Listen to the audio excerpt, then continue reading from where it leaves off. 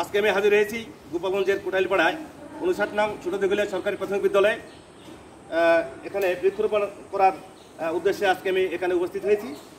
এখানে আপনারা দেখতে পাচ্ছেন উপস্থিত আছেন এই অত্র বিদ্যালয়ের সম্মানিত প্রধান শিক্ষক মহোদয় নিরঞ্জন রায়, আর এখানে এই বিদ্যালয়ের একজন সহকারী শিক্ষিকা, আর এখানে ছাত্রছাত্রী ছোটো ছোটো শিশুরা এখানে আমার সঙ্গে উপস্থিত আছে। আমি এখানে বৃক্ষরোপণ করার জন্য আমি সবাইকে পেয়ে গেছি।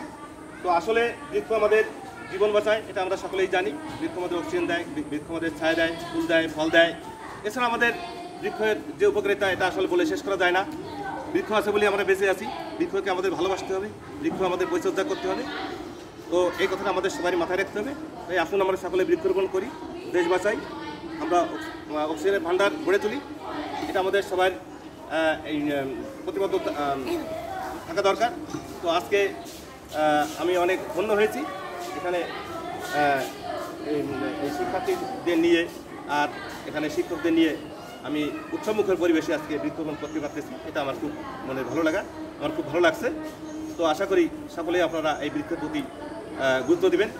তো সকলের দীর্ঘ কামনা করে, সুস্থতা কামনা করে আমি এখানে আমার সংক্ষিপ্ত আলোচনা শেষ করছি।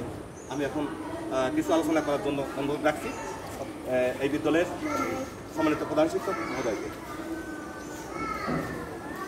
আমাদের 59 নং ছোটদিঘলিয়া সরকারি প্রাথমিক বিদ্যালয়ের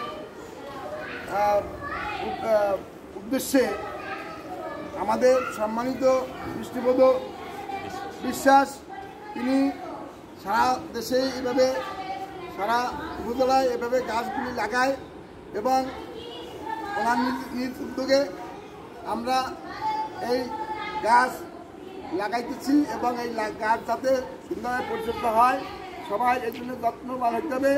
এবং গাছ আমাদের জীবন বাঁচায়। কিন্তু গাছ ছাড়া মানুষ চলতে পারে না। গাছ অক্সিজেন দেয়, ফল দেয়, ফুল দেয়, কাঠ দেয়, সব কিছু দেয়।